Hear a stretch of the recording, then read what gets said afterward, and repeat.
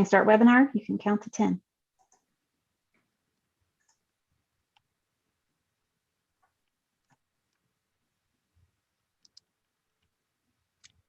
Hello, everyone, and welcome to the Path Forward. As the name implies, we're looking to the future today, post-pandemic. We don't know exactly when that will be, but we do know things will be different. So what will education look like in the next year or two? That's what we're here to discuss. So this conference is the collaboration between Gear Up Kentucky and the Council on Postsecondary Education. It's the first time we've ever put together a conference that includes topics and speakers from both post-secondary and K12. So this is a conference like no other because this has been a year like no other. So we hope this conference gives you new ideas, and we hope it helps you chart your new path forward. So today we're setting the stage, and tomorrow we're going to roll up our sleeves and work on solutions. And on day 3, we're going to focus on where we're going on the path forward. Our first speaker today is no stranger to education in Kentucky. He's Dr. Garen Thompson, president of the Council on Postsecondary Education. Dr. Thompson has been a professor and administrator at multiple institutions in our state, and he's a nationally known student success expert. But most importantly, he has a passion for helping people and promoting the value of education. So it's my pleasure to turn this conference over to Garen Thompson. Thank you, Dr. Bell. And I'm imagining seeing 500 plus in the audience, and I'm standing in front of you. But that's not the case this year. We're obviously hoping it will be the case next year. So it's good to be here. Without a doubt, this conference for us at CPE and for Gear Up is one of the more important things that we can do this year. 9 years ago when we started the Student Success Summit, it was an idea that I came up with thinking that if we could bring professionals like you together to talk about best practice, but yet hear from national and international speakers about how we can, here in Kentucky, develop what we need to do to move ourselves forward. And Gear Up, of course, many of you know I've been engaged with Gear Up since 1999. What a powerful group of young people that are engaged with us out there. And we'll hear a lot from those over the next few days. But I will tell you, Gear Up to me is one of the more powerful things that we've had in this country. I call it a movement. And today we get to bring them all together.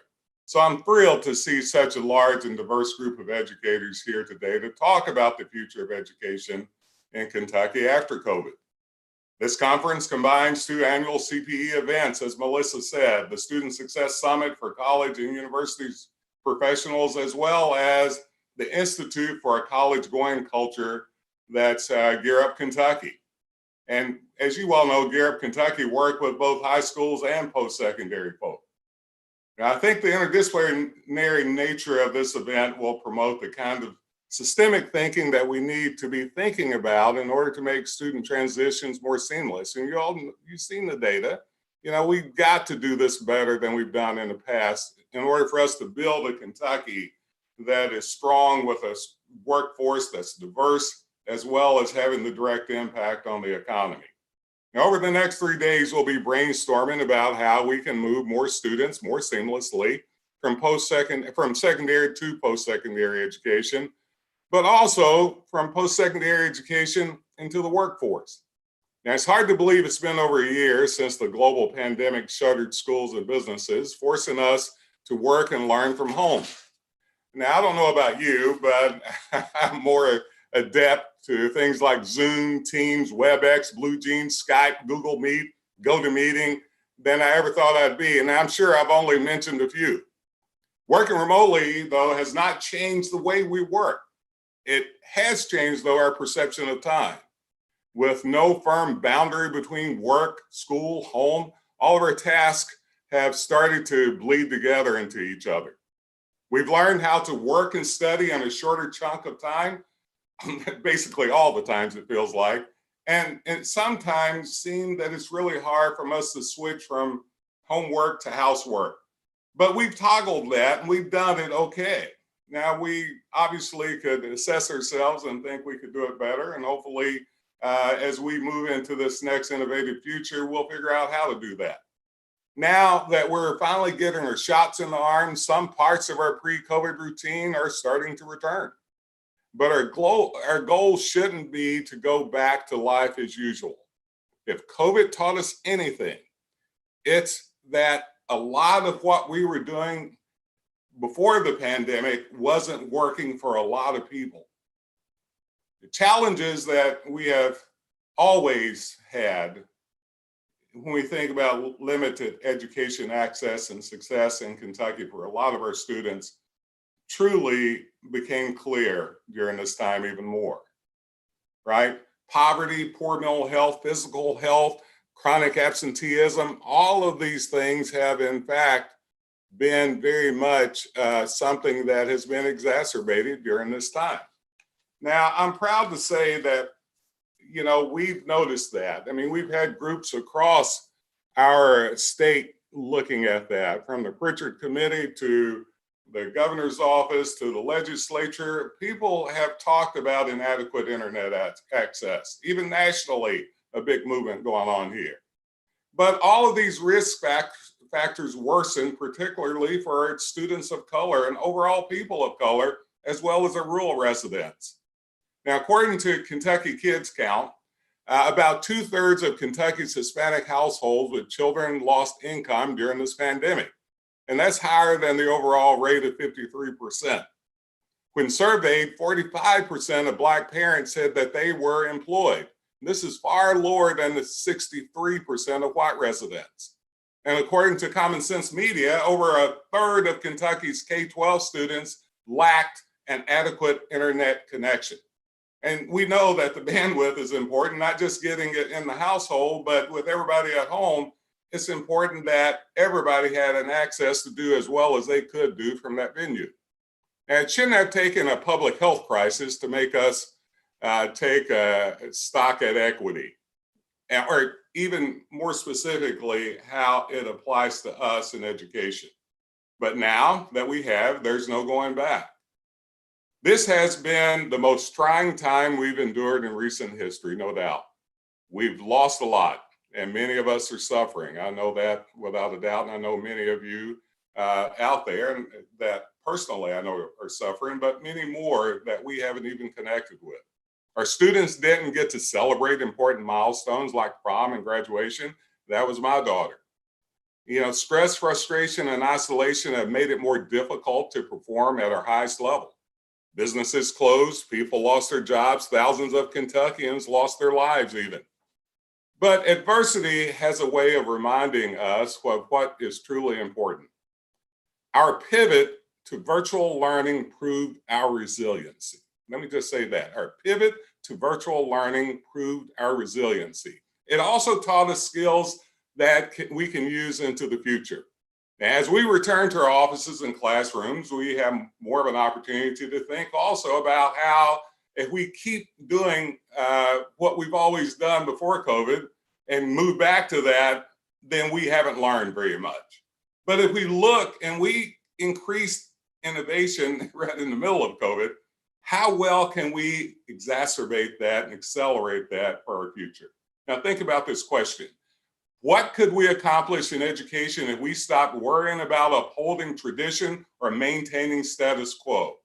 Now, many of you heard me say this all the time. If we're status quo, we're going backwards because everybody else is leaving us. And I will tell you, my personal mission and professional mission, as long as I'm in this job, is to have Kentucky always out on the forefront doing the good stuff, especially in higher education.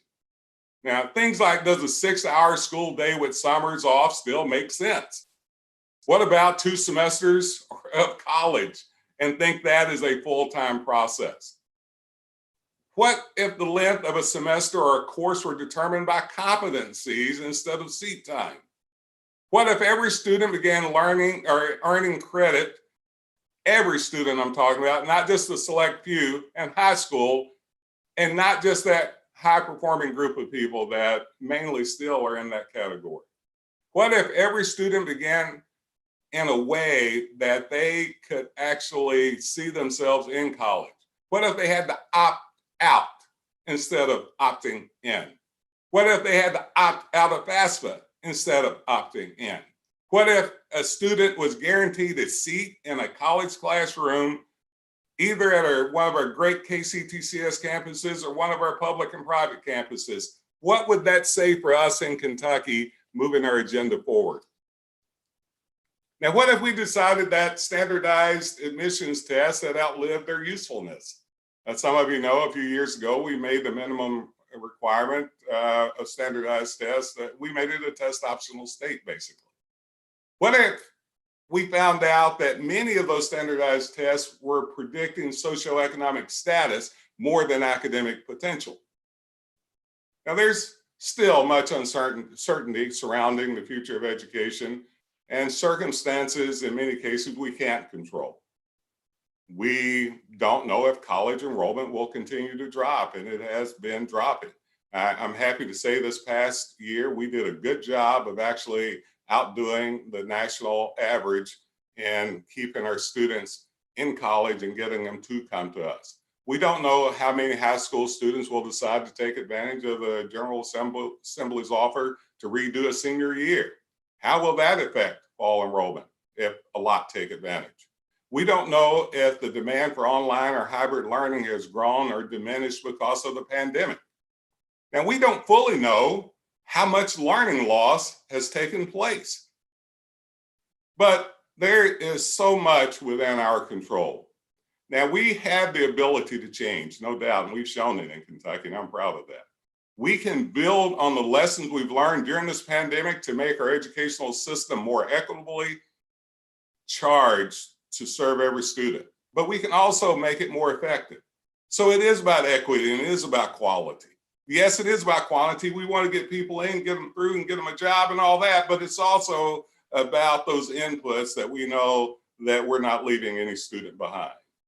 We've learned that teleconferencing made some of the services we provide, like counseling and advising, even more open and more ready for more people. Now I'm happy that CPE has been very much in the center of doing that. We also have learned that, when we think about students and parents and the expectations that they may have based on their jobs and a variety of other things, that we may have to do business just a little different. We may have to give them access to our business services, as an example, other than 8 to 5 every day. We have to do things now outside the normal business hours. We have to look at how we get more adult learners engaged, how to get more low-income students through the pipeline, through the pipeline. We've got to do all of that. These are all the things that we're charging ourselves in the path forward. But we've learned that when done well, things like hybrid teaching is good, really good. When done well, a student's flexibility to learn in their capacity, in their place, at their base, in fact, is powerful. So I stand before you today with more questions probably than answers, but that's okay. I'm always okay with questions, but I'm more okay with solutions.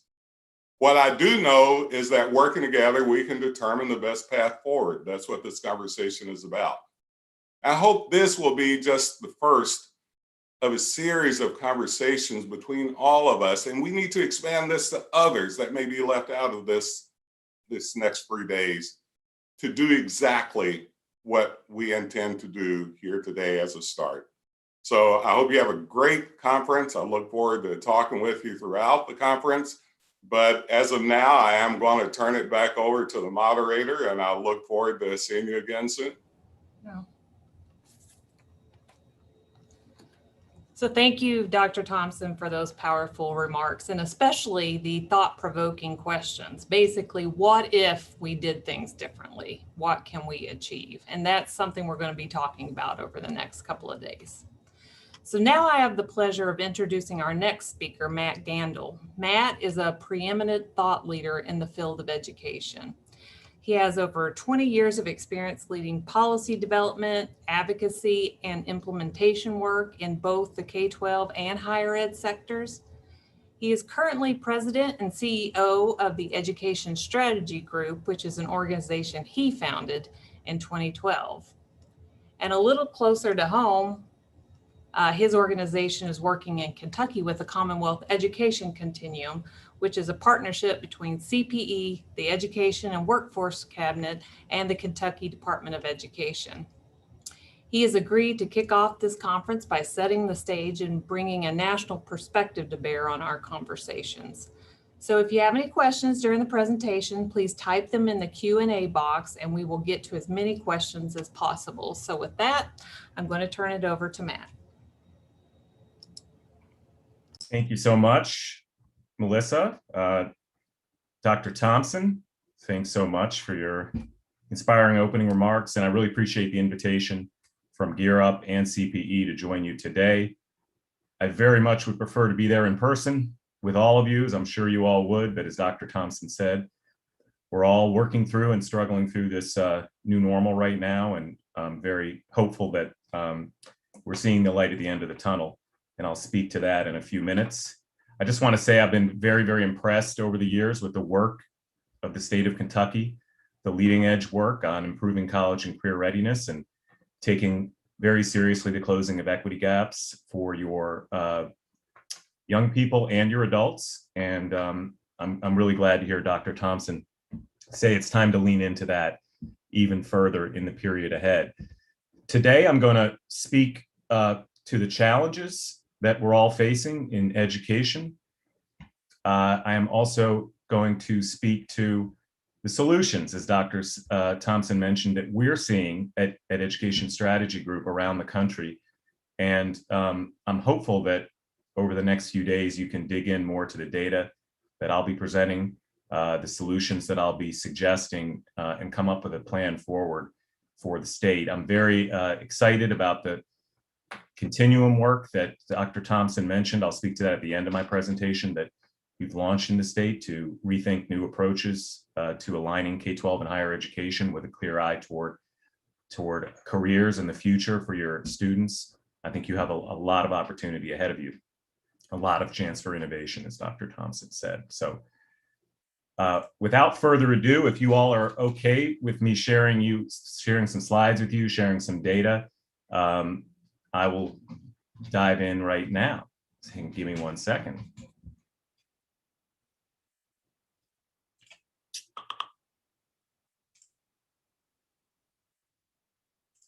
All right, hopefully everybody can see on part of your screen some slides. I'm doing this because I really want to work through some data with you and talk about what's going on the ground and in Kentucky and across the nation. And I will say this task is much easier. I do this across the country with many other states and communities as part of the work that Education Strategy Group does, supporting student transitions and student success. But Kentucky, to your credit, has probably the best data system in the country. So it's going to be a lot easier to have this conversation with you to dig into how students are doing in Kentucky, frankly, than it is in some other states where it's much harder to connect the dots between the K12 higher education and workforce data systems. So let's talk a little bit about the importance of post-secondary education going forward. And I know that you all recognize this because this is your field and you're working in it every day, but I can tell you that I don't often find that parents, students, even educators, and certainly policymakers in communities across the country understand how things have changed from when many of them were in school, where frankly, a high school diploma a couple decades ago was enough currency to get you a good job, to support a family, to allow for upward mobility. That's just simply not the case today. So after the last recession in 2008 and 9, this figure here you can see shows that of all the jobs created, the new jobs created, nearly all of them required some level of post-secondary education or training past a high school diploma in order to be hired. Nearly all of them, 99%. Again, what that tells us is that a high school diploma, while critical, is just not enough. And I think you'll see that the data today and the data tomorrow will continue to back this up, especially if you look at jobs that pay well and allow for upward mobility across various industries. Now, let me just say, I'm not talking here necessarily about a bachelor's degree. This could be an associate's degree. This could be a one-year certificate or training program with a high value credential attached to it. What we're finding is that the field that you choose in some ways has a lot more to do with the income you make ultimately than the level of the credential. And the other thing we're finding is the higher your level of credential over the long run, the greater your earning potential. Now, looking at unemployment data, if you look at this graph, this shows unemployment data across those who had less than a high school diploma. In the top line, the second line down, a high school graduate, but no college. That black line there is some college, but never got an associate's or bachelor's degree. And then the green line at the bottom is bachelor's degree or higher. And what you'll see here is with the 2008 and 9 recession, when we had a large spike up in unemployment, and then some recovery through the last several years. Again, those with the lowest level of education continued to face the highest levels of unemployment. And then if you look at the far right of this graphic, which is this past year, the pandemic inspired recession, or some would say depression, when many businesses had to close down and people were out of work, you'll see the same thing, a very sharp spike up in unemployment, as everyone remembers, last spring through the summer and fall. And then as we got toward recovery, you'll see, again, those with the lowest level of education continue to face the highest levels of unemployment. And we anticipate that trend will continue through the recovery. Now, the good news is Kentucky and many other states are trying to do something about it and have set ambitious goals for increasing the percentage of young people and adults that have a credential past a high school diploma. Here on the map, you can see goals that states across the country have set. Some of these are by the year 2025. Some, like Kentucky, have set a goal for the year 2030. You can see the Kentucky goal is 60%. And the idea here is pushing really hard to try to increase the post-secondary attainment levels across the population with a clear eye toward how that will translate into improving the economy for the state and the economic well-being and economic mobility of the individuals themselves. Kentucky's not alone in setting an ambitious goal. Others have set goals around the same level, as you can see, and some have aimed even higher. The challenge for Kentucky and for the rest of the country is we still have a long way to go to meet these goals. These are the current post-secondary credential attainment rates across the country. You'll see every state here still has a distance to go to meet the goal that it's set, including Kentucky, which currently sits at 49%, and the goal by 2030 is 60%. So hopefully that will inspire all of you that your work is toward a really important end, as I showed you. This is not just about moving numbers and moving the needle. It's about the lives of individual students and the health and economic well-being of every community across the state of Kentucky. Last year, my organization conducted some in-depth research around the country to understand how are high schools doing in preparing young people to transition and go on to some level of post-secondary education or training right after high school. Again, a clear recognition that a high school diploma is just no longer enough. And we ran into a really troubling finding, which is that 7,000 high schools across the country, and these are high schools where if you are a Black, Hispanic, or low-income student, your chance of going directly into college right after high school is less than 50%. We referred to those as coin flip high schools. Not the kind of odds you want to be looking at if you're a young person trying to make his or her way and succeed anywhere in the United States, and certainly in Kentucky. Now, I don't know if you all are basketball fans, but I'm a huge basketball fan, and I'm sure you are, given that you're Kentuckians. And while I think you had at least one team, maybe more in the women's NCAA tournament, I don't think this year you had a team in the men's, and I'm sure that was a pain point for you. But nevertheless, if you're like me, you're watching March Madness, whether you have your own team in there or not.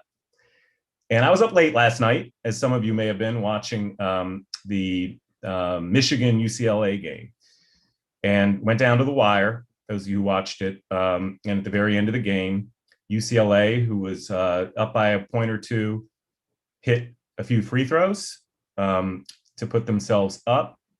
And the very last play of the game, Michigan had a chance to either win or tie the game with a three-pointer. But it was a very off-balance, quick, erratic shot, as must be done when there's under 1 second left in the game. And it missed. Michigan lost the game.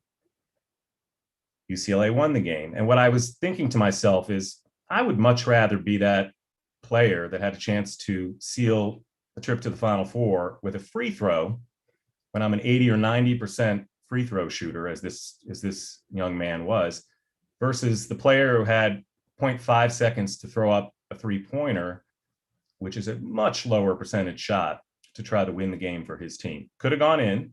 Chances were it was not going to go in. They made me think a little bit about this challenge we have in our country about high schools that are hitting under 50% mark in terms of moving their students on to higher education or training.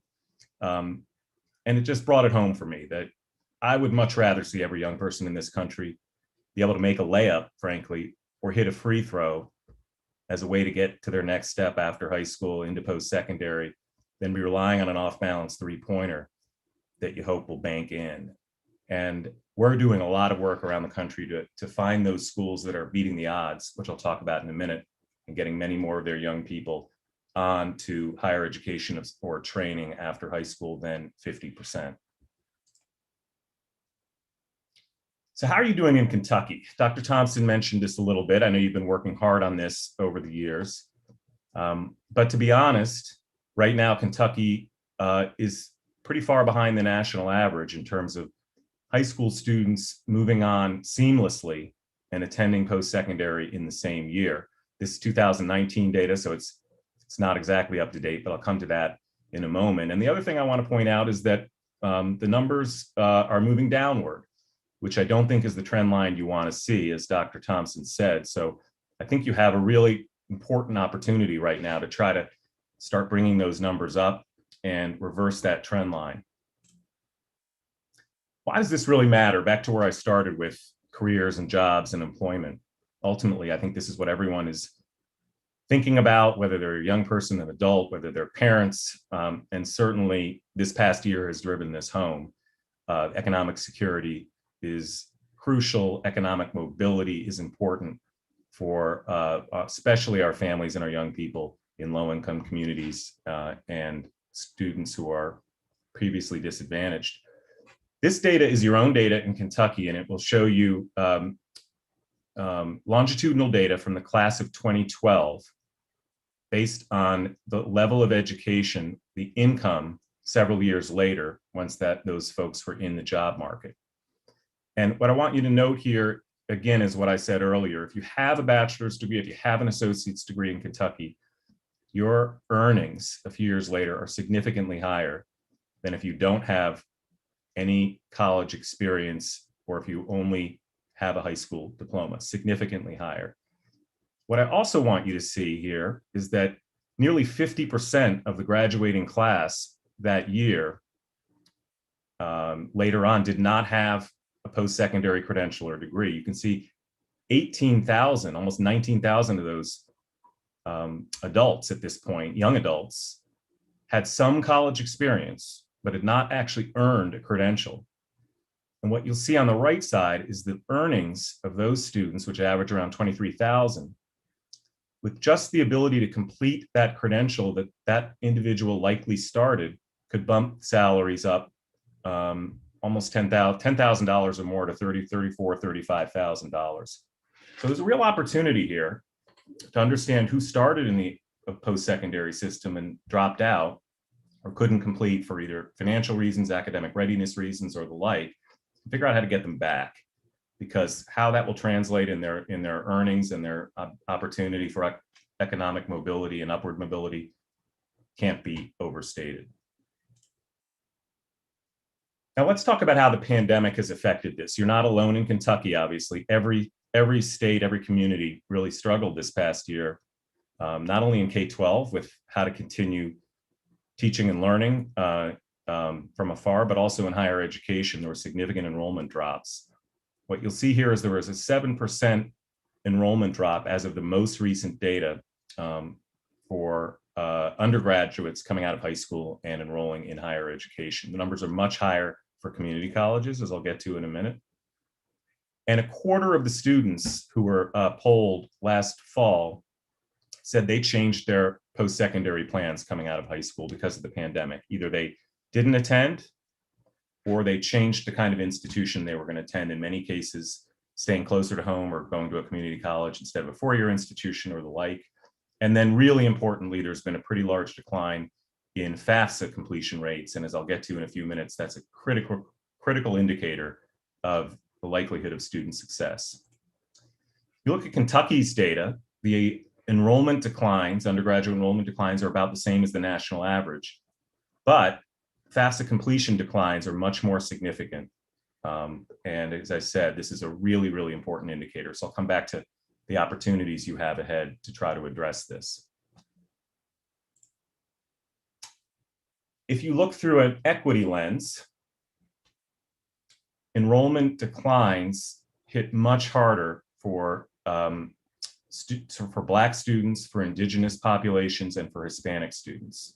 So again, those students who have the greatest opportunity to get a leg up in life were the ones who opted out of post-secondary education at the highest levels, which is exactly what we don't want to see. And it's why we need to double and triple down to try to help those students and their families get back on track and understand why, with everything they're going through, now is not the time to stop out or step out of the post-secondary pathway. It's actually the time to get back in and to make it a priority. And it is doable, it is affordable, and you can be successful. This is the same for low-income populations. This data shows you the percent change in immediate fall enrollments last year for students, for low-income students compared to the year before. And you can see significant drops for low-income students, especially at community colleges, 18% decline nationally in low-income student enrollment in community colleges.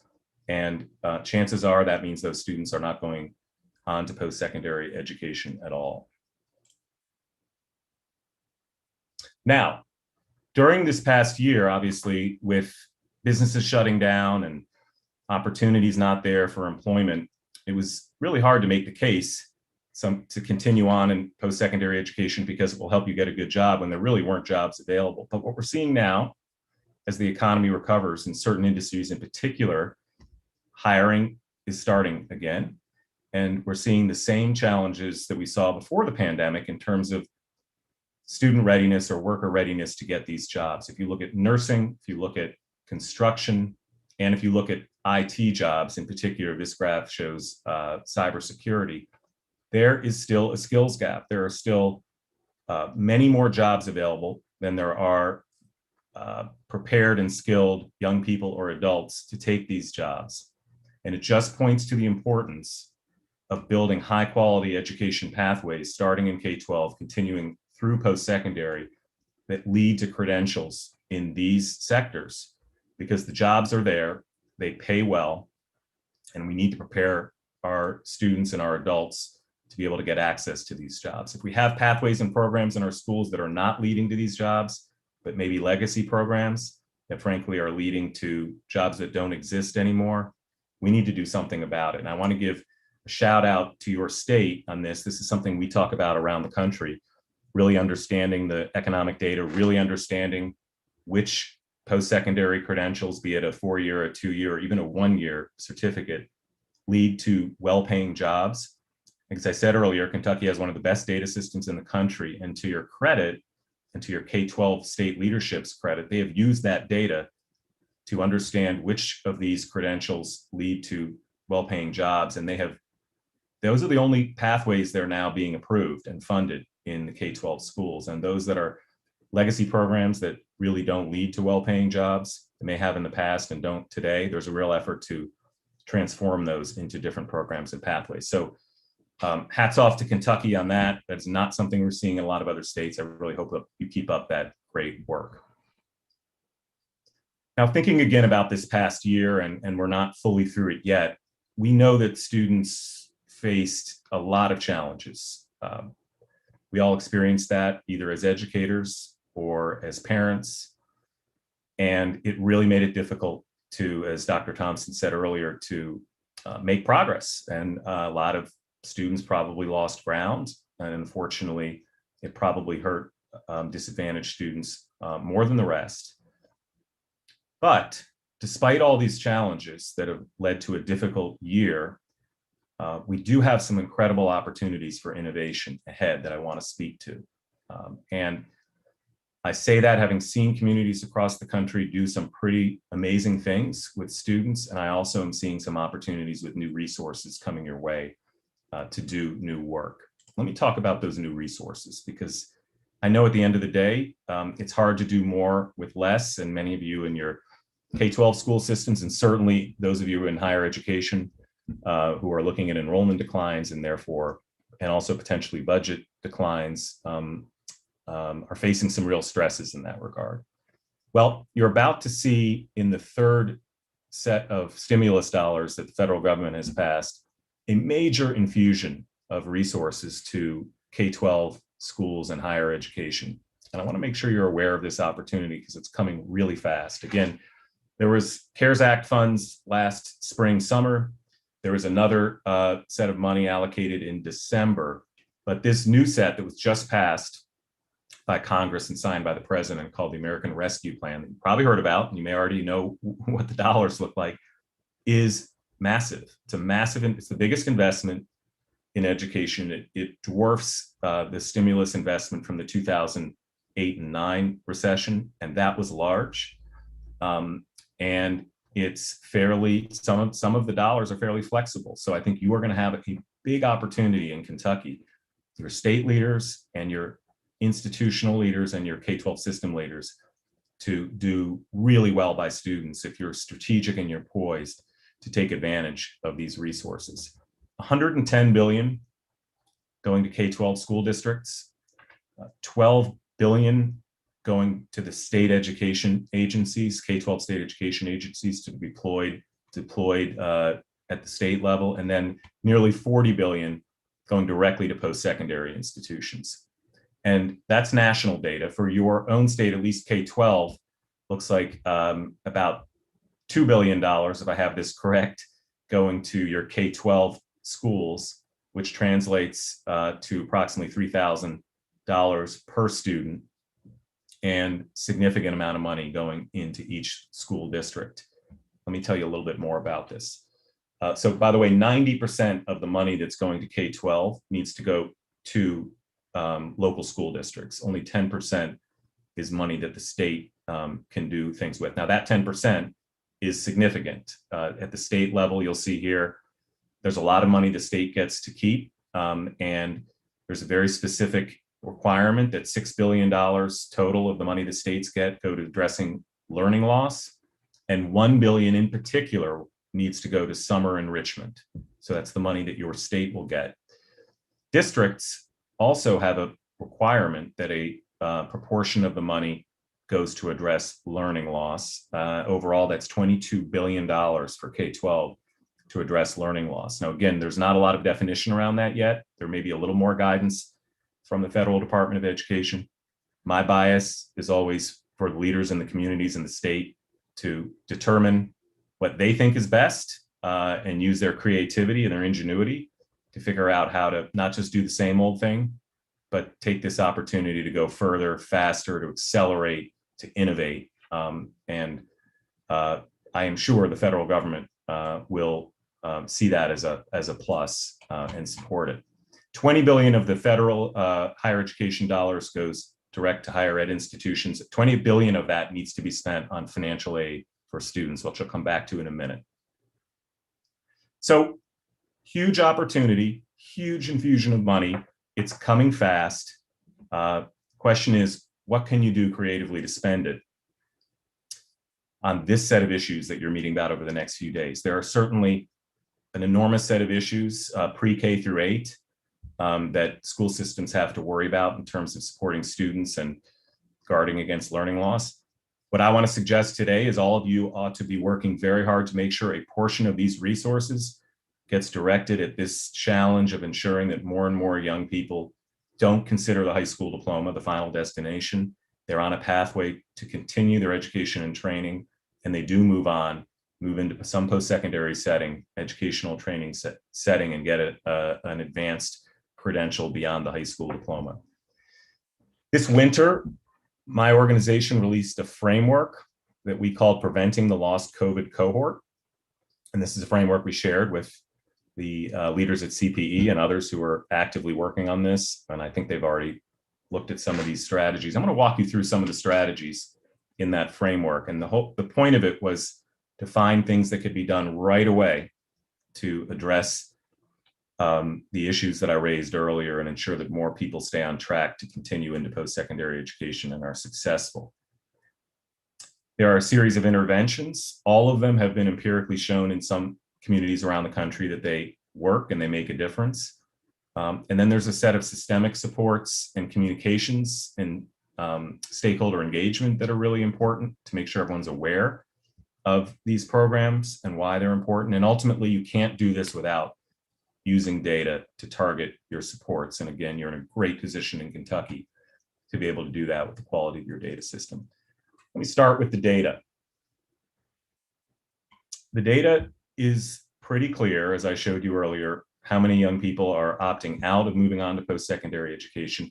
And it's very easy to figure out which, for example, juniors and seniors right now are most vulnerable. So we're recommending states and communities get a hold of the data, understand which students are at greatest risk of opting out or are unprepared right now to continue on to post-secondary education, and have really targeted supports and interventions that make sure they stay on track. I'll speak to what some of those are in a moment. We have laid them out in that report that I mentioned earlier on coin flip high schools, a set of what we believe are the most predictive measures of post-secondary success by looking around the country. And we think if communities and states take those data and use them as the drivers for interventions and supports and incentives and use these dollars that are coming your way to try to drive those interventions, you're going to see a lot of progress with student populations who need it the most. So what are these measures? The analysis we did showed that these 8 indicators of high school success and first-year college success are the most predictive indicators of whether a young person will finish high school, continue on to college, and succeed in college. And these are all data that you have access to in the state of Kentucky. There's a set of indicators about being prepared. We're calling preparing indicators, 9th grade GPA, which is a really key indicator of whether you're going to successfully move on and succeed the rest of your high school years. What we're calling potential for advanced coursework, which means, are you positioned to succeed in courses like dual enrollment, advanced placement, international baccalaureate that tend to translate into college credits one way or the other? There are early indicators that show which students are on a path and are more likely to be able to succeed in those courses. Unfortunately, a lot of those students are never given the opportunity, and that tends to be low-income Black and Brown students. By harnessing this data, you can ensure those students get the opportunity, as Dr. Thompson said, maybe even just want to make it the default expectation, and then give them the support they need. And then which pathways and programs, as I mentioned earlier, lead to higher value credentials, whether that's CTE programs or pathways into post-secondary, and how do you incentivize participation in those pathways through your policies and your data? Applying to college sounds obvious, but it's really not, because it's not necessarily an indicator that school systems and states are using to drive performance in dollars. Students who apply to at least 2 colleges are far more likely to ultimately go to college. 2 college applications. FAFSA completion, one of the most predictive indicators, as I said earlier, of going on and succeeding in college. I'll talk about that in a minute, and I'll show you some data. And then college match. Are you applying to colleges that you're best positioned to succeed in? Are you aiming high enough, frankly, in your college application? Especially important for first-generation college-going students. And then third, and importantly, once you move on to higher education, we can't stop monitoring and watching what happens to these students. And our belief is that high schools and K12 school systems should feel responsibility in some way for how the students do once they leave and move on. just like colleges should feel more responsibility for the level of preparation of those students and the handoff when they leave high school and go to college. So we look at seamless enrollment as a key indicator. And that was some of the data I showed you earlier. And this gets into not only did they apply and get in and go, but those who said they were going to go the end of the spring, they got into college, they said we're planning to go. A significant proportion of those students, as many of you know, end up not showing up in the fall. It's called summer melt. The numbers are astoundingly high. If we can close that gap, we can make a big difference in the lives of students. And then gateway course completion is the last indicator, and that's how well you do in your first important credit-bearing courses in college. The more likely you are to succeed and actually be in credit-bearing courses and succeed, much more likely to ultimately obtain a degree. So we're encouraging communities to use these and states indicators to drive their strategies and their resource allocations. I mentioned summer melt. It's a great opportunity right now to double and triple down on summer interventions. You're going to have a lot of money coming your way, and some of that money has to be spent on summer programming, as I mentioned. I believe in the state of Kentucky, if my figures are correct, there's at least $21 million that are going to be set aside for after school programs. Really important. Some of that money goes to high school students who hopefully will go on to college. Quick note, Texas had an amazing program last summer that they put in place with stimulus dollars. It's called the Texas College Bridge Program. It's funded through the CARES Act. It enabled 16,000 students from across the state to enroll in personalized online courses in math and English during the summer, which allowed them to place directly into credit-bearing coursework upon enrolling in higher education. So by taking these courses, they were guaranteed they would not be remediated. They would go on to credit-bearing courses, which is a huge difference maker in their ability to ultimately stay in college and get a degree. Furthermore, they incentivized participation. Students could earn up to $300 for meeting certain benchmarks in those courses. And importantly, they had advisors and mentors working with each student. Those advisors and mentors could receive bonuses of up to $100 per student who enrolled. So it was very strategically done, pretty big in terms of scale, and they're planning to make it even bigger this summer. Looking at Kentucky data again, just to bring this home, we know you've done a very good job measuring college readiness in Kentucky. You're one of the first states to set measures of college readiness and make it pretty visible across the state. The challenges you'll see here, if you're taking equity lens, is that you still face a really big gap in terms of the readiness of Black students, Hispanic students, compared to white students. And again, the trend lines are going down. So really, really important opportunity to harness these resources, build these interventions right away as soon as this summer, and certainly looking into next year. The next strategy we've seen is getting creative about tutoring at all levels of K12. But in this case, we're thinking about places that have done a good job looking at the high school population to keep them on track academically and in terms of motivation and preparedness and financial resources to go to college. There have been a number of examples, not nearly enough of this, and there's some talk about creating a national tutoring corps right now. But I do want to point out that an example from Tennessee, where former Governor Haslam created a foundation and launched the Tennessee Tutoring Corps, which essentially took college students who are currently enrolled in college, and trained them to tutor K12 students in math and English. It was highly successful. They put it together really fast during the pandemic, and this year they've set a goal to recruit 1,000 current college students across the state to play this role targeted at the students who need the most help.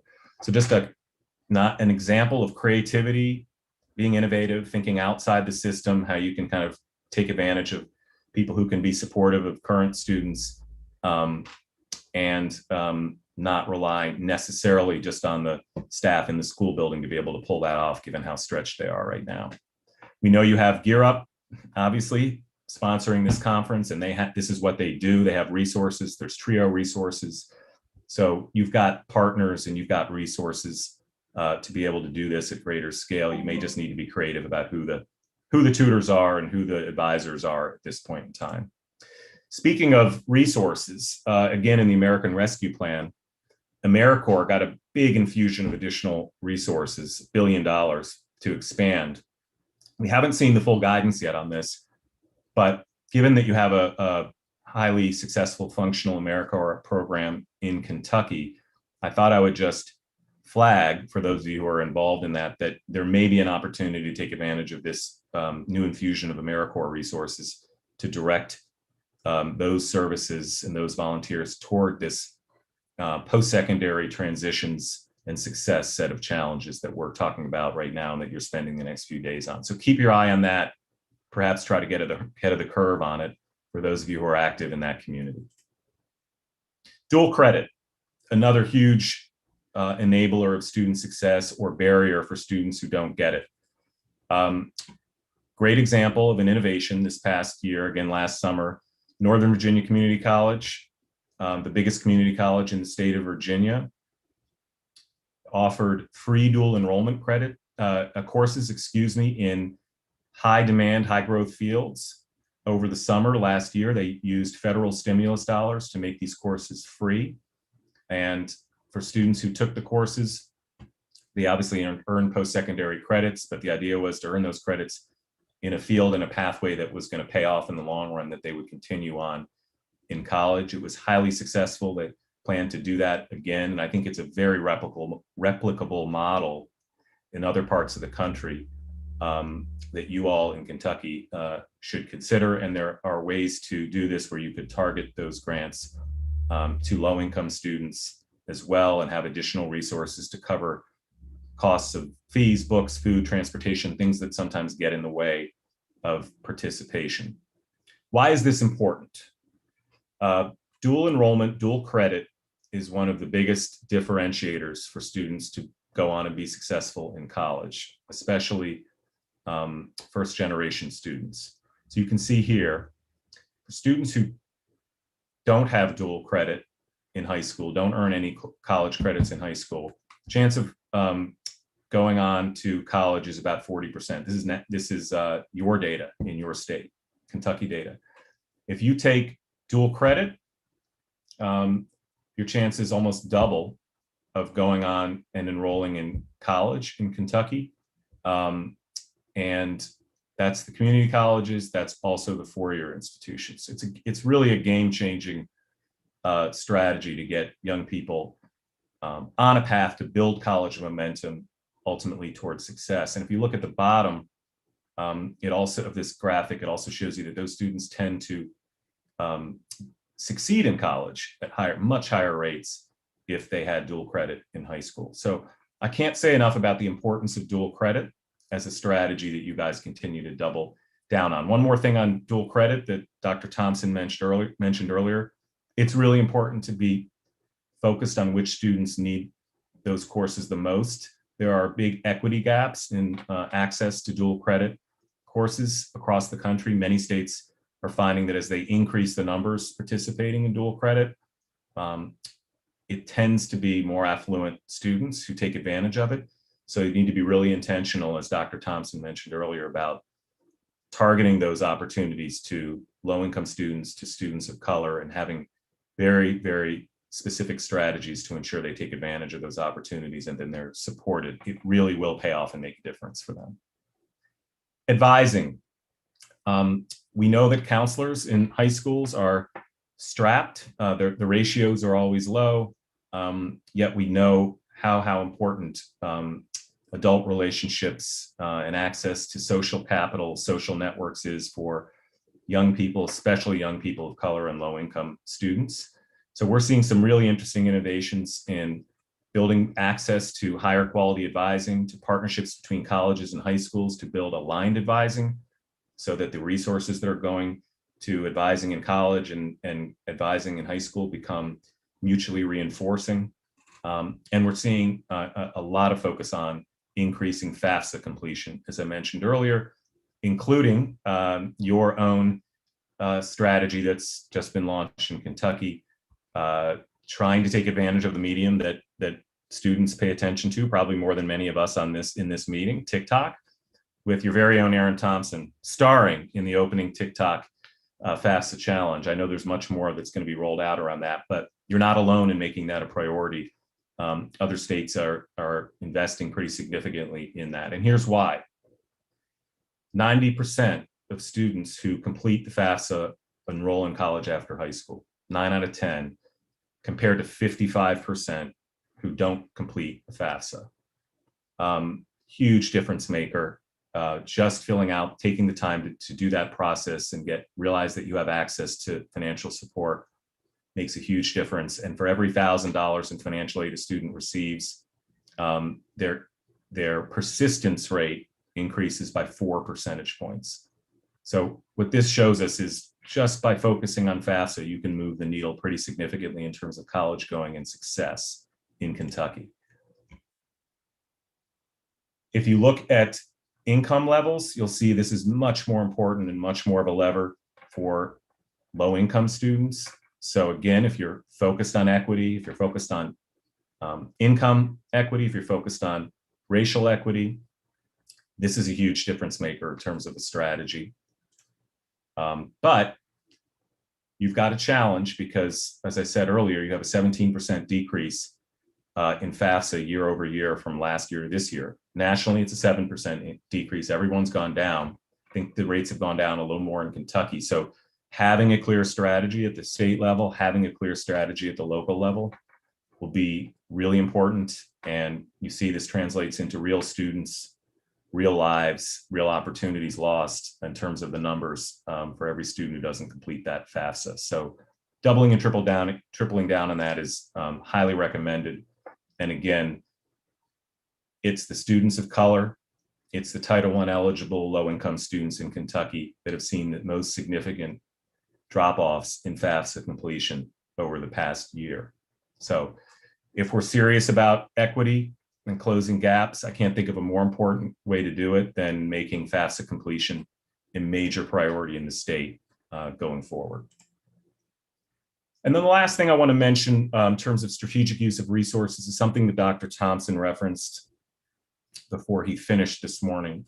And it's something that we think is a really important intervention and to help our adult population recover from the pandemic and the economic recession/depression. There's a lot of money, as I said, going into post-secondary institutions, and 50% of that needs to be spent on financial aid. Given the data I showed you earlier, where you have a significant population in Kentucky that started college and never finished, we think you have a really great opportunity to focus in on those adult learners who likely do need to go back to college, to a post-secondary institution to reskill or upskill in order to be employable. They may have been in an industry that's shut down and isn't really coming back. And as I showed you earlier, there are industries that are growing, and I'm sure it's the same in Kentucky.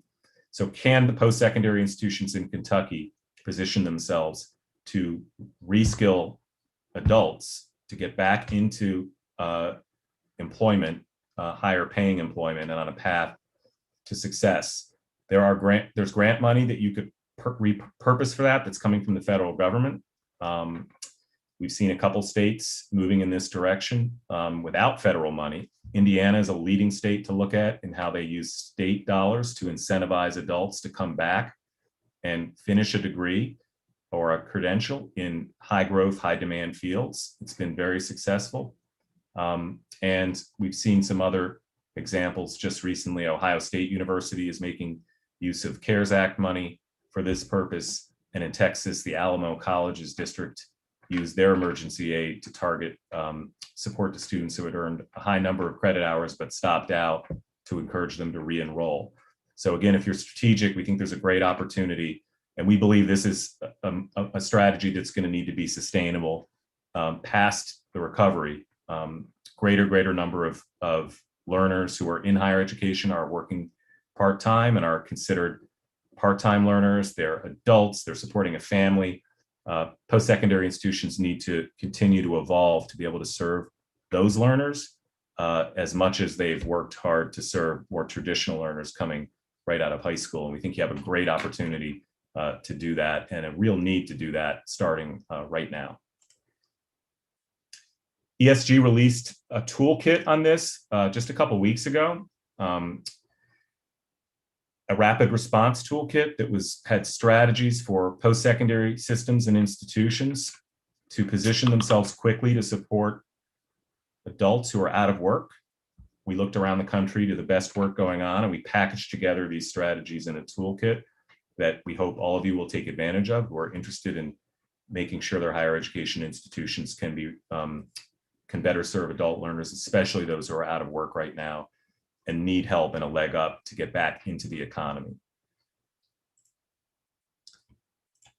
So I'm going to wrap up by just applauding the work that the Commonwealth Education Continuum is doing. As I mentioned earlier, we're proud to be providing some support at ESG to this process that's being led by your Lieutenant Governor, Dr. Thompson from CPE, and also Jason Glass, who's your K12 Commissioner of Education. There's a terrific group of additional leaders who are part of this continuum that's been assembled, I think, since the beginning of this year, calendar year, and is working really hard over the next few months to roll out a set of strategies and recommendations. You'll see here I put on the slide, just because we are involved in supporting this process, bringing kind of best practices to the table from our vantage point. Some of the priorities that are emerging, you'll see they respond to and reflect the data and the examples that I was just referring to. So really big push to provide better information on and support for paying for college to make college more affordable. As I mentioned, really pushing on FAFSA and other strategies to make sure that young people and families realize that it's more important than ever to stay on track, to plan to attend college, to get prepared, to access financial aid, that schools, institutions, wraparound supports, nonprofit groups are going to be there to help them, but they need to stay in the game and stay on track for their own futures. Dual credit is going to be a big priority in this plan, as I mentioned earlier, to make sure you build college momentum for high school students. Great opportunity to do that and make use of these financial resources coming your way through the federal stimulus. So we applaud that, especially if it's done through an equity lens, to make sure that students who need these opportunities the most are getting them in Kentucky. And then there's a big push emerging to diversify the teacher workforce to make sure there are more educators of color that are teaching students of color. This is a challenge across the country. We're seeing it, and there are some innovative programs emerging that build pipeline to those early educator programs that set people up to be able to go into the field of education. So we're eager to see how that plays out going forward in your state. So I'm really eager to get some time for some questions before we have to wrap up. I just want to close by saying bravo to all of you who are working in this space. It's been a really, really tough year, I know, for all of you, whatever level of education you're working in. We all went through a lot. You all went through a lot. I give you immense credit for how hard you've worked to work through and innovate in this past year of change and pain and sadness that we've all endured. And but the light at the end of the tunnel can be seen. We're already seeing improvements, obviously, in terms of getting a handle on the pandemic. We're seeing a huge infusion of capital now to try to rebuild our country and our infrastructure, with a lot of that going to the education system. So position yourselves to take advantage of it. Get strategic. Don't take no for an answer. Put big ideas forward. Press your leaders to adopt them. Resources are there if they get creative and strategic, as I said, and learn from the best work that's happening around the country. And if you do all that, you double down, you triple down on these priorities that you're already working on, I'm really confident that not only will you get back on track, that you will be a leading state in the country showing the way for the rest of us. So thanks so much for having me here. And Melissa, I'm going to hand it back to you and see if there are any questions that are coming in. I'm happy to have more of a discussion with the audience. Thank you, Matt. We do have some questions for you. So The first one concerns FAFSA completion. And it says, did you control for population declines in K-12 for Kentucky when examining declines in FAFSA completion? So I think they just want to verify that you're talking about rates, not absolute numbers. Right. That's exactly right. I'm pretty certain that, and this is data from NCAN, the National College Access Network, and I'm pretty sure they control for that. So they're mindful of the demographics, because in reality, as I think we all know, especially folks in higher education, the trend lines are going down in terms of the population of traditional age population of students who are even available to go to college. So the whole country is dealing with that. But we're also seeing some places that have really reversed that trend. Great, thank you. The next question is, when will we include disability in the equity conversation? Students with disabilities constitute almost 15% of students. Does your organization track on students with disabilities? Sorry, can you repeat the beginning of the question? I heard the last part of the question. It says, when will we include disability in the equity conversation?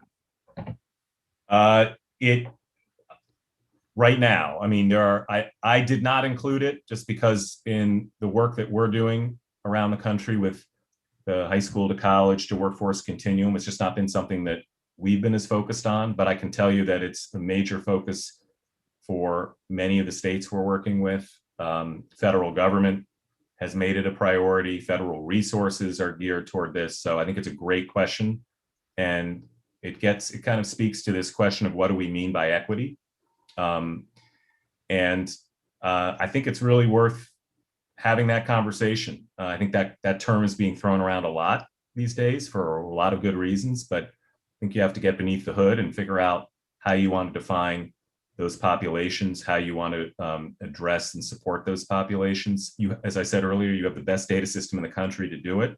So you really have the opportunity. I will say, just to give you an example of a state we've worked with that has focused on students with disabilities in these areas that I mentioned. Massachusetts has a strong program to include students with disabilities in dual credit opportunities in high school. So they target advising to those students and their families. They target resources there. And so again, in their definition of equity, they have included students with disabilities, and they're pulling some levers to try to support those students. So great question. And we do have a couple of questions related to the federal funding that you mentioned earlier. The first one is, I understand there's an earmark for special education. Can you speak to that? Do you know what this earmark is? There is, to be honest, I don't have that at my fingertips. I'll see if one of my colleagues who's on can get that to me before we wrap up here, and I'll try to speak to it, because I think that person is right. I'll try to get an answer for you. If we don't get an answer right now, we'll get it to you right after. All right. And the next question is, this person is curious as to how federal CARES dollars interface with other federal funds. Could you please speak to potential supplanting concerns? Well, I can tell you that for the new dollars, the American Rescue Act dollars, which is the big pot that I mentioned that's coming available now, they've gone to great lengths to make sure that those resources don't supplant existing investments, say, that states or districts will make. And there's a special equity lens being applied to that as well, to make sure that disadvantaged populations get the extra support and resources they need. And it's not just a kind of a moving one pot of money in and moving another pot of money out. So that's being taken very seriously. I don't know for the CARES Act, which was last summer, I don't have at my fingertips how they handled that question, but the current administration is highly focused on that, trying to protect against supplanting funds that are currently in place. And we have another very specific question that if you can't speak to it now, we can follow up with the participant. The question is, was the Texas Bridge able to use federal CARES funds for the student and staff incentives, or did they have to raise non-governmental funds for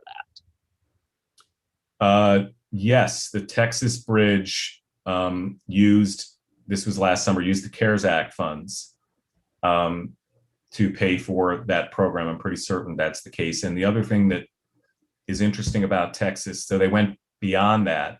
Texas might be worth looking at.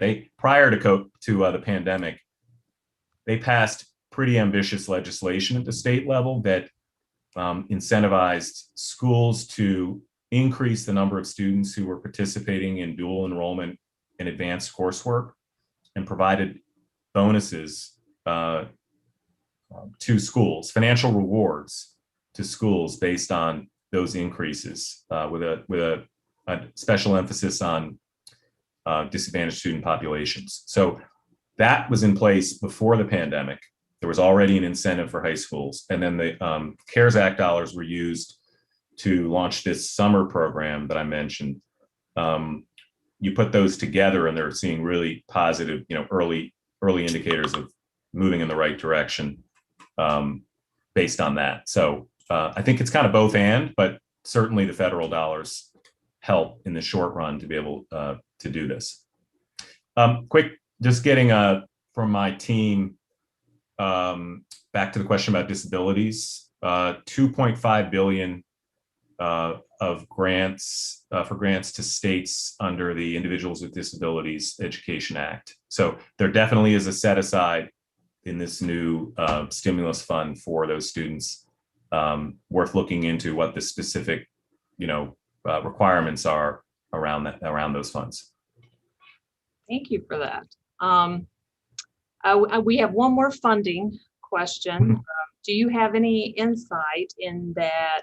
Could future monies from the additional federal funding be used to help promote more internships for students? Great question. My hope is yes. We've been trying to look into that question, because we firmly believe that work-based learning experiences are critical for student success and student exposure to careers and ultimate continuation into post-secondary education or training. I don't think it's explicitly stated in the American Rescue Act. That explicit connection hasn't been made. We're hoping that it will be made and those dollars will be able to be spent. And certainly, if you think about it, the most obvious place, and I think this will play itself out, is for summer youth employment opportunities that you could consider internships and work-based learning. Since there's such a big emphasis on summer programming, it makes total sense that those dollars could be used for those opportunities. I also believe if you look past the Department of Education, the U.S. Department of Education, there are Department of Commerce and Department of Labor dollars that are being deployed to try to increase apprenticeships and, again, summer youth employment opportunities. So we should all look past the education funding to try to get creative about tapping into funding coming out of labor and coming out of commerce as well. And I think if we do that, we will have the opportunity to scale these programs. And it's really important to do that because this last year was a tough year, obviously. And a lot of young people lost the opportunity to have these internships and apprenticeships. We need to get back on a track to offer them. And we need to learn from those places that were able to do that virtually, and probably learn to have hybrid models, I think, for these internships and work-based learning experiences going forward. Thank you. So the next question is related to dual credit. So what advice, strategies, and/or methods do you have to help post-secondary institutions to grow their dual credit partnerships with surrounding K12 school districts from a fairness and equity standpoint? So we actually put, with some other partner organizations, a set of recommendations together last year for how to close equity gaps in dual enrollment, early post-secondary strategies. So I'd be happy, just because we don't have a lot of time here, to share that report with you all and let you send it out or give people access to it, to your group here. But honestly, what it came down to in the places we saw that we're really making some progress here is, first of all, really strong partnerships, to the questioner's point, with certainly community colleges and high schools, and approaching this together, trying to work through the financial issues there, because there are not always financial incentives to partner when it comes to dual enrollment. But we've seen some really creative partnerships where they figured out the resource sharing, how you weren't robbing from Peter to pay Paul. You kind of both felt that you were benefiting, and keeping the eye on the students. So how to, and again, I'll go say what I did before, have to target that student population. You can't expect them to come to those opportunities on their own. You're gonna have to do serious outreach to those families, to those students, possibly even build incentives in for them to participate, or have slots that are really only set aside for them. And places that are starting to do that are starting to see success. You also need to be transparent with the data. Take a look in the mirror at the data in your local communities in terms of how many students and which students are taking advantage of these opportunities. Use that to get people on board with this equity-minded approach. Thank you. The next one is about FAFSA. So what have you found in other states to be the best student or family support strategy to increase FAFSA completion outside of making it compulsory? Great question.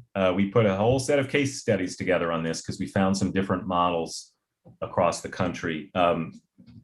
And again, I hate to keep saying this, we will get you guys access to this information. It's on our website. But there are two different approaches we've seen at a high level work. And this question kind of referenced it. So one has been make it compulsory. We've seen states make FAFSA completion a graduation requirement.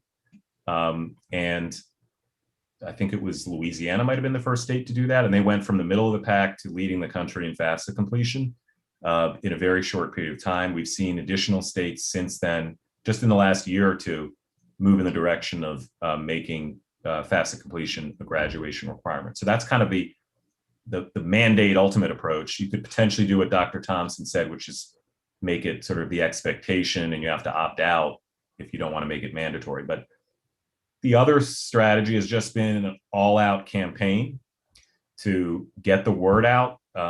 North Carolina just launched a massive communications campaign around FAFSA completion. This is how Tennessee did it. Tennessee and Louisiana are the two leading states in FAFSA completion right now. They were the middle of the pack just 3-4 years ago. So Tennessee was all out, massive campaign. Louisiana was making a requirement. And then there are really important pieces beneath that: training of educators and principals and targeted support. So don't leave this all in the hands of the counselors because they're outmatched. The ratios are obscene. So principal training on FAFSA completion, for example, educator training on FAFSA completion, competitions across districts with high visibility competitions for those who increase the numbers the most, and even potential financial rewards. And then take advantage of your third-party partner organizations that exist in your communities that have capacity and knowledge about this college access organizations. All right. The next question is, what are your thoughts on cultural competency or the lack thereof when it comes to schools working with students of color? I think this may be one of the issues that affects the transition to post-secondary. Well, it does. And I can tell you that in work that we've done with some urban school districts, and this is I'm sure a challenge in rural communities as well, the mindsets that exist, have to evolve in the parent community and the broader community. That whereas I was saying earlier, a lot of the data that I was sharing earlier about how important it is to go on to college, get some level of college education. It doesn't have to be a 4-year bachelor's degree. That's pretty new, and people aren't aware of that. And in certain communities, in communities of color, they don't have access to the information. They don't have access to the social capital, the social networks to take advantage of the programs and the pathways that exist. So we've seen some states try to take this on. For example, I think Colorado has developed an online curriculum for cultural competency for counselors and educators as an example of trying to take it at the state level, and that translates down also to K12 educators and advisors. Washington has a statewide task force on increasing equitable participation in dual credit, and they're taking on this issue or trying to take on this issue of cultural competencies. So I think the questioner is exactly right that we have to factor this in. It's important. We have to get strategic about it. Otherwise, we may not be successful. So the next question, I'm not sure I'm going to do it justice, but we will try to answer it. It says, how much value are we placing on higher education given educational attainment varies per occupation? Are we targeting certain jobs or occupations for students to pursue? There seems to be a greater push for service industrial jobs and less consideration for non-service fields. So can you speak to that in any of the states that you work in? I'm not sure exactly the angle on the service or non-service, but what I can say is that we're seeing a common set of industries arise as the high growth, high wage industries across the country. I'm guessing it will probably be fairly similar in Kentucky, but it does vary by community. IT, healthcare, advanced manufacturing, like they're the top three, with some twists and variations here and there that we're seeing as where there's greater hiring, where the wages are enough to support a family and allow for upward mobility. And what we're finding in communities and even at the state level is there are places looking at that data and targeting their efforts to try to increase participation in programs and pathways that lead to those opportunities. In some cases, there's, I mentioned earlier that construction jobs have been growing in many communities. So in terms of construction and skilled trades associated with construction, I think we're also seeing increases in some parts of the country. So my advice is contextualize this. What's the data showing in your state, in your region of the state? But keep your eye not just on high growth, but on high wage or well-paying jobs, because there are some higher growth industries that don't pay enough to support a family, and you want to be really careful you're not incentivizing programs to launch just because there are jobs available if those jobs don't provide a pathway into economic sustainability and mobility. And we have one last question. So when looking at the percentage of students who move on to college based on who has and has not completed the FAFSA, have other variables been accounted for? It makes sense to me that students who are not planning to go to college would not complete the FAFSA. So I wonder if the FAFSA itself may not be the difference. Instead, there may be other variables about those students that cause them to make the decision not to move on. Well, of course there are. The FAFSA is a lever. It's a door opener. But it, you have to be willing to do the work. As everybody knows, it's a fair amount of work to fill out the FAFSA. They did simplify it. The federal government, to their credit, did simplify it this past year considerably, make it easier for young people and families to fill out, but it's still a chore. So you're going to have to put the effort in to complete the process. And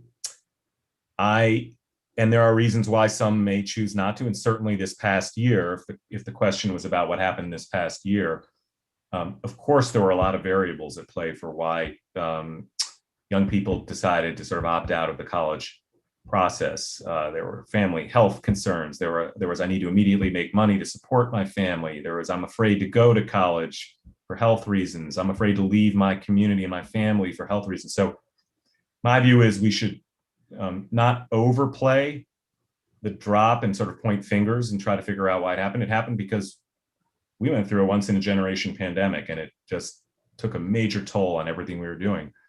What can't be argued with, however, is the data that shows that those that fill out the FAFSA have a much, much higher likelihood to go on to college. And it's for a whole variety of reasons, because they're motivated, because they see that it's possible, because they realize their money is there and it's affordable, because it opens the door to new relationships with mentors, and because they start to see the potential earnings that they could get from going on to college. I don't think any of that's going to change. So I think our jobs as adults in the system is to make sure young people have access to that information, that their families have access. They make their own choices, but make sure if they're going to opt out, they do it eyes wide open and recognize the different pathways that's going to close for them, the doors that will close as a result. And I think most people are going to opt in if we make that clear, and if they realize that this path is financially sustainable to them. Well, thank you, Matt. And just to let you know, your staff has already sent us the links to all the reports you referenced. So we will get those out to the participants. And after listening to your presentation, I'm struck by how many of these strategies Kentucky has already implemented. In fact, we were on the forefront of implementing many of these strategies. So I think we can take good pride in that, but also we can really focus on how to scale them or ramp up the strategies and implement new ones. So thank you for laying out the national context for us. So Thank you for having me. Really Yeah. pleasure to be with you. Good luck. Keep up the great work. So you definitely gave us some food for thought. Now everybody can go and get some actual food during the lunch break. So we will reconvene back here at 1:15 Eastern. So at that time, please click on the same Zoom link that you did this morning. So thank you for joining us, and please